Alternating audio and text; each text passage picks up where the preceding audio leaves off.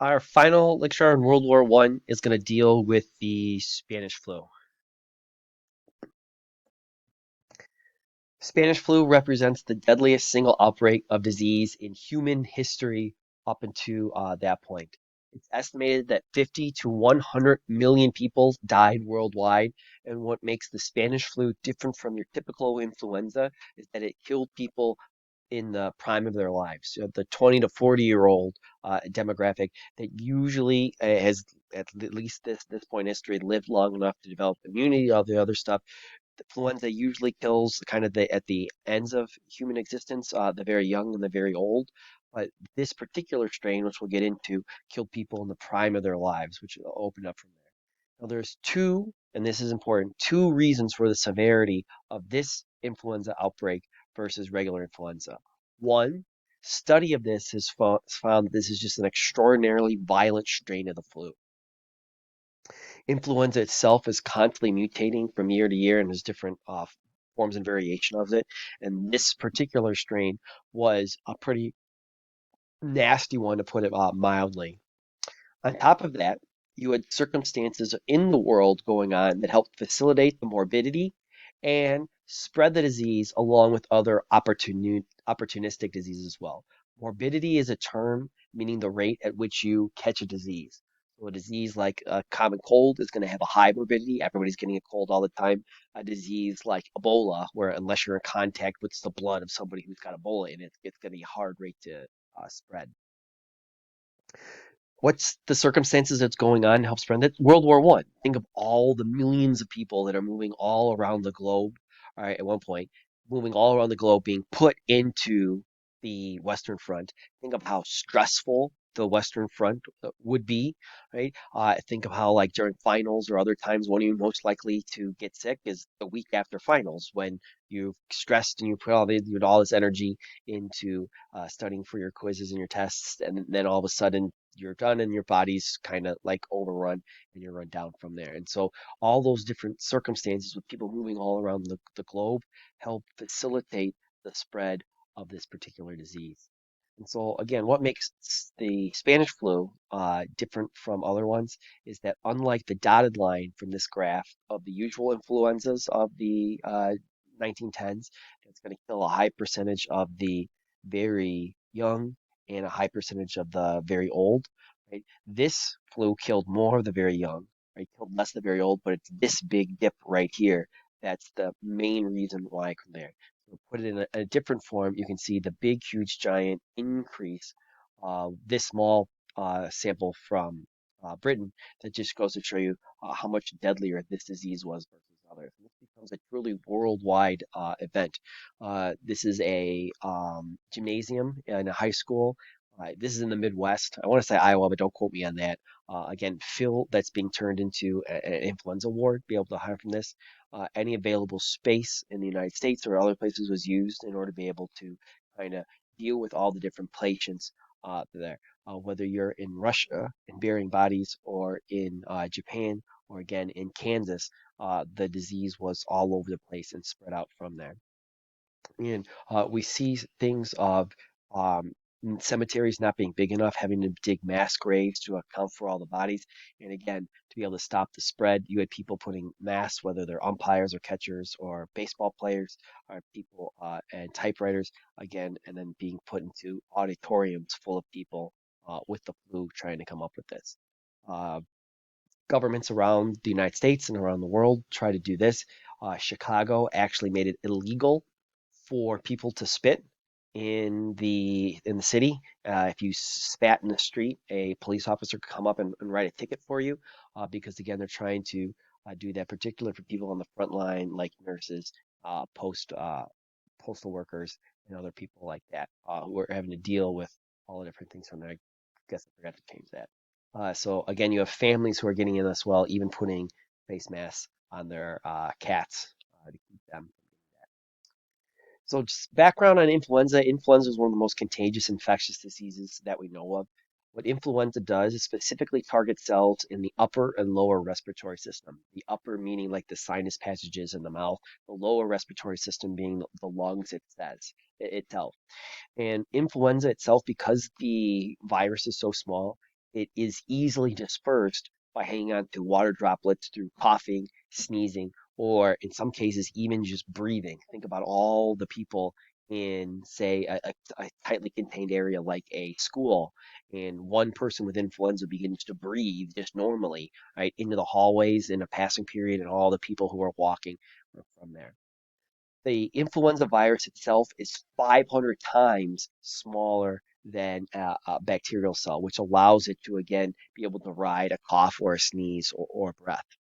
The influenza virus itself can remain infectious for 48 hours outside of the body. So think about like coughing into your hand with the all the virus on you, and then turning a doorknob to get in the classroom. And then all the other people who are then going to touch the doorknob. Think about sneezing without covering your face onto a desk, and all the people who are going to come into that same desk and put their stuff down and wipe the stuff, and then touch their eyes and rub their forehead and put their fingers in the mouth, or take their IDs and chew on them because you all are gross.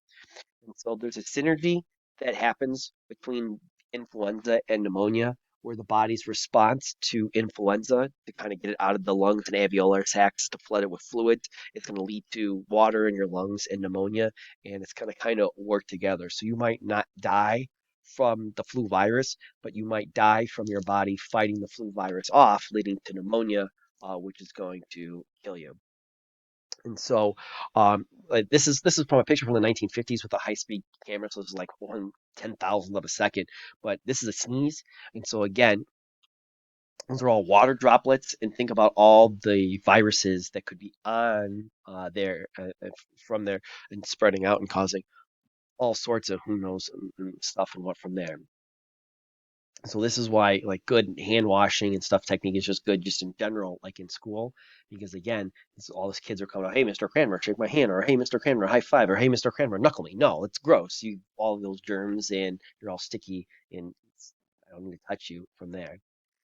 In 1996 to 2005, United States scientists working in the Air Force actually recreated the Spanish flu disease in a lab by looking at corpses from two affected soldiers who died from the flu, were buried in the permafrost in Alaska, and are basically flash frozen.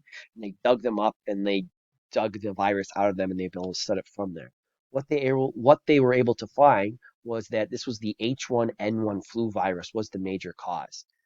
Further studies has revealed that the Spanish flu was first reported in and comes from Kansas, Haskell County, Kansas. This is important because Haskell County, Kansas is one along a major migratory bird route, and over that bird route in Haskell County is one of the nation's largest pork producing counties as well. And what we should know is this is a example of a disease that comes out of animal populations and then what's called spilled over into human populations from there. So the disease could have started out in uh, as an avian flu virus and not affected the birds at all. The birds would have pooped that out over the pigs, right? The pigs would have eaten up because pigs eat everything. It then would have mixed in kind of with other pig viruses that again wouldn't affect the pigs or humans, and then the farmers that are there are come in contact with it, and then again they're put on boats sent to France, and that's how it again spreads through all the world from there. Ducks and waterfowl in China and Southeast Asia are a likely starting point, but again, that doesn't bode out from other places from there. And again, it's usually there's no swine intermediary. The few usually goes from bird poop to pigs to man, but again, this one changed out from there. In terms of who suffered the most from the Spanish flu, India had over 20 million estimated deaths. India in 1920 is not the greatest at keeping track of all the hundreds of millions of people that are there. So 20 million people are estimated to die in the subcontinent alone. The virus itself is going to rapidly replicate in the lungs 1,000 times faster, they found, than the regular flu virus. And what this is going to do is produce what's called a cytokine storm immune response, where the lungs, in order to counteract the virus right in there, are going to fill with a combination of immune cells. Think of like your white blood cells, your T helper cells, blood, and fluid but that's going to combine with blood and fluid leaking into the damaged alveolar sacs. So think of, again, inside your lungs are kind of little like balloons, your alveolar sacs. They're taking the oxygen out of the air to let you breathe. and when those burst because they're being filled with the virus, that's going to lead to blood and other stuff. It's going to addition like art, and this is going to be similar to kind of the same response that happens in Ebola patients or SARS patients as well. And that's kind of technically what you're dying of. The virus isn't killing you. It's this cytokine storm immune response because your body is so healthy, like a 20 to 40-year-old, and it's able to do this so quickly, it's then going to cause irreparable damage to your body to the point of death. The disease itself is going to spread all over the globe. It's going to stretch from the Alaska hinterland to the Samoan Islands. In a typical year, the mortality rate for influenza is 0.01%. Mortality rate is the rate at which a person catches the disease and then dies from that disease.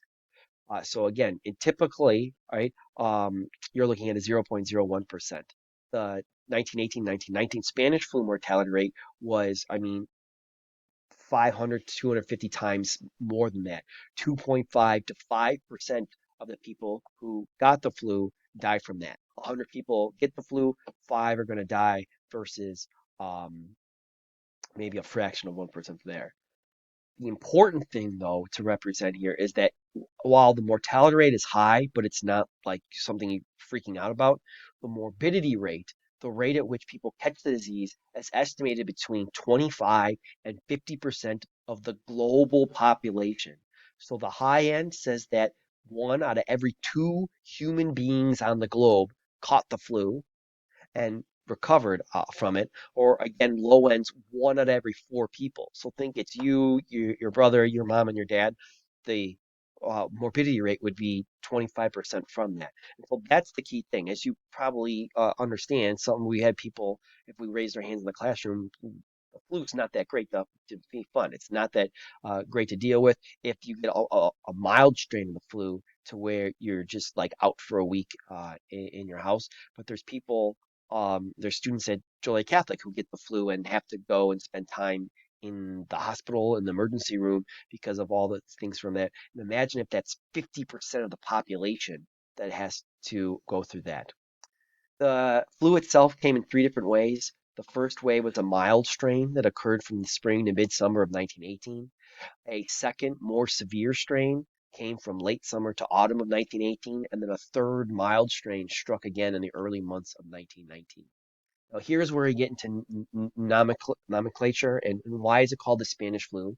Because Spain in World War I is a neutral country. Spain's not fighting. So Spain begins in 1918, begin to release a whole lot of numbers out of Spanish hospitals saying, hey, is anybody else dealing with all of these flu patients? And I mean, we're getting almost overwhelmed. But what's the world story? They don't censor any of the news. Germany has the flu, Britain has the flu, France has the flu, the United States has the flu, but they don't want to let the enemies know about that. So they censor the news. They don't allow it to air. And because people then only hear about the flu from Spain, the disease becomes linked. Again, for through no fault of the Spanish actually for doing the right thing and releasing the data for everybody to understand that. So again, the disease is going to start in Kansas.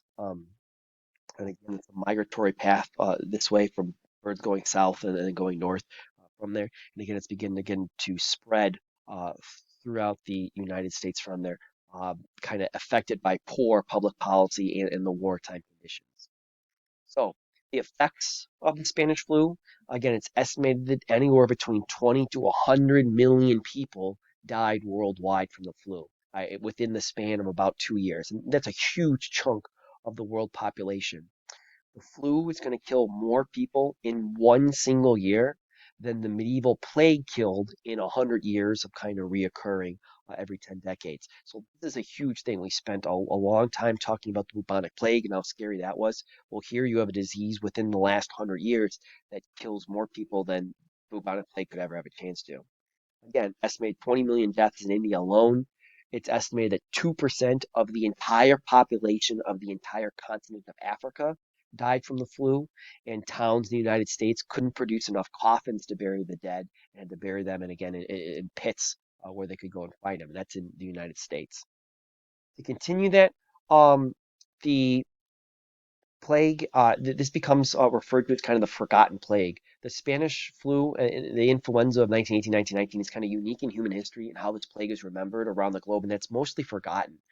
If we say that 5% of the population, if 50% of the population in the world gets the flu, but only 5% dies of it, so most people are getting in and recovering it, it's not going to have the same impact if most people recover.